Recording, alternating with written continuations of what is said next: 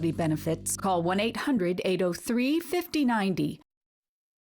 I'm craving something crisp. Something hot and crunchy. Light, leafy, and good. Yeah, good and fried. I got it. I'll just have a salad. Introducing a salad for both sides of you. New Dos Locos salads from El Pollo Loco.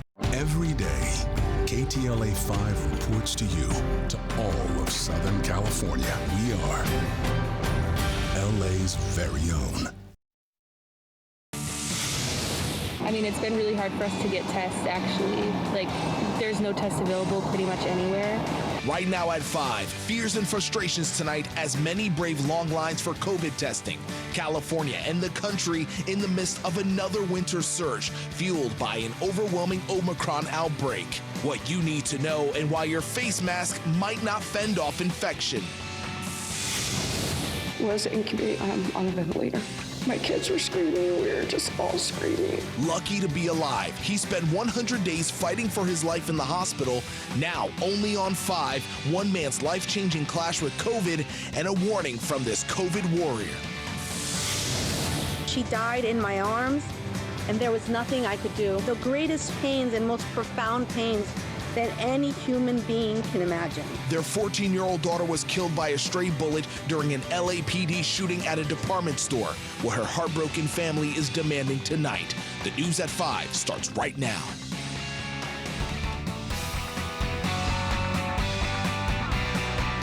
This is the KTLA 5 News at 5. I'm Pedro Rivera. Cher has a night off. Thank you for joining us. We begin with breaking news. One of the NFL's most popular personalities, John Madden, has died tonight. It's hard to overstate his impact, one he made on the sidelines and in the broadcasting booth. Our David Pingalore joins us with more. Ping. Yes, Pedro, John Madden at the age of 85 passing away today, an icon, a legend. I mean, the community, the National Football League losing one of the greats, a Hall of Fame broadcaster.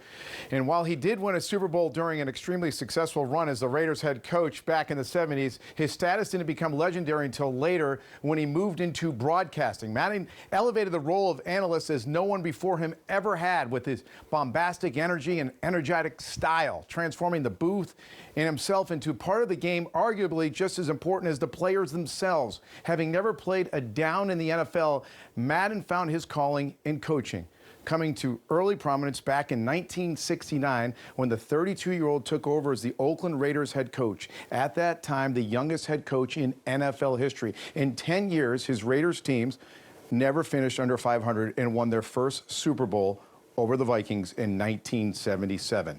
NFL Commissioner Roger Goodell saying this evening, nobody loved football more than Coach. He was football. He was an incredible sounding board to me and so many others.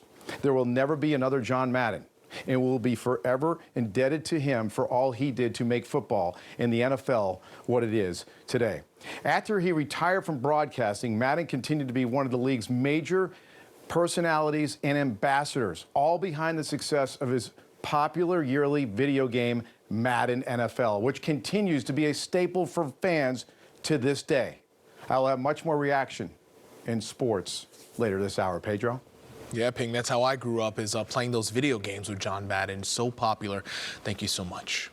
Our other big story tonight, the COVID fight. COVID cases in the U.S. have doubled in the last 2 weeks, and experts say the Omicron-fueled surge is going to be worse before it gets better. In California, COVID-related hospitalizations are at a level not seen in months, while here in L.A. County, 30,000 new cases were reported in just the past 3 days. We have live team coverage on the Omicron winter surge worries, including a patient that survived 100 days in the hospital, and brand new guidance from the nation's top infectious disease expert, Dr. Anthony Fauci. But we begin tonight with KTLA's Lauren Lister live in Century City with how high demand is making it difficult to get tested in some areas.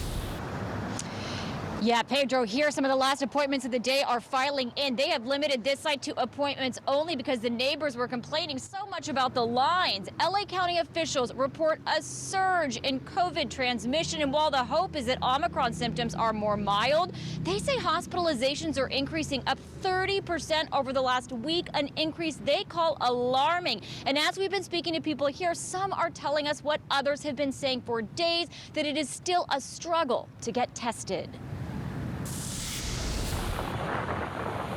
Drivers lining up for COVID testing today.